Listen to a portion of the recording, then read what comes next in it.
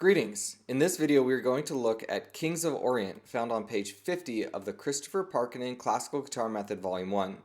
I'm going to go ahead and play the piece, and then I'll provide some advice on tackling the technique of it.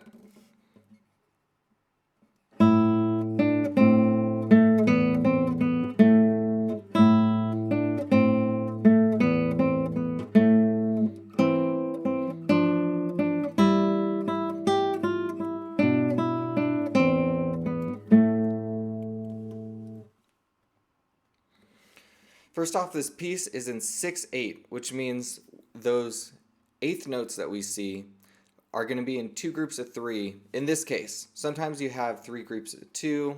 There are different configurations of rhythmic accents, but in this case, just think of it as 1, 2, 3, 2, 2, 3, 1, 2, 3, 2, 2, 3. So for example, the bass line, we have a 1, 2, 3, 2, 2, 3, 1, 2, 3, 2, 2, 3. And the top line is going to emphasize 1, 4, 1, 4, and then we get this.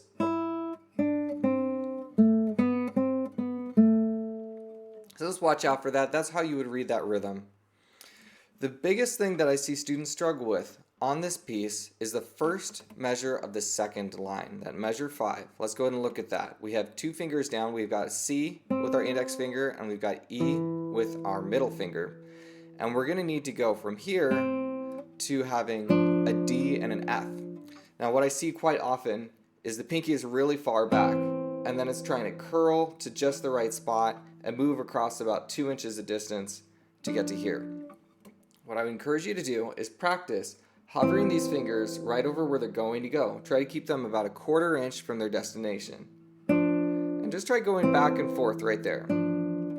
Another thing that really helps is actually adding some extra pressure. If you have a nice, firm, solid bass with these two fingers, then you provide a lot of stability for the other fingers to move. If it's too much pressure, they start to become shaky. But if it's enough force, it's going to add that extra stability to hit that nice and accurately and confidently. So I encourage you to just get used to aligning these fingers before they're needed. It does seem like a lot of extra work, but this is how we tackle a lot of difficult fingerings, is simply by placing a finger where it needs to be before we place it. Hovering it where it needs to be. So in this case, play the E and the C. I know I'm repeating this a lot, but this bears repeating. It's a very important skill in classical guitar. I play these two, and while they're playing, I align these two where they are needed. And then when they're needed, they just barely move. Imagine your technique being a technique in which your hands just barely move when you play the guitar. If you can really get rid of all those extra movements, that's what's going to help you to be able to play accurately and quickly with precision.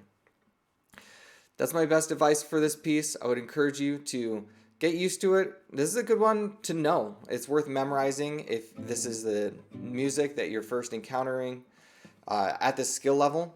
This is a great one to know. So I encourage you to spend the time on it, do the work, and it will pay off dividends. Good luck, God bless, and thank you for watching.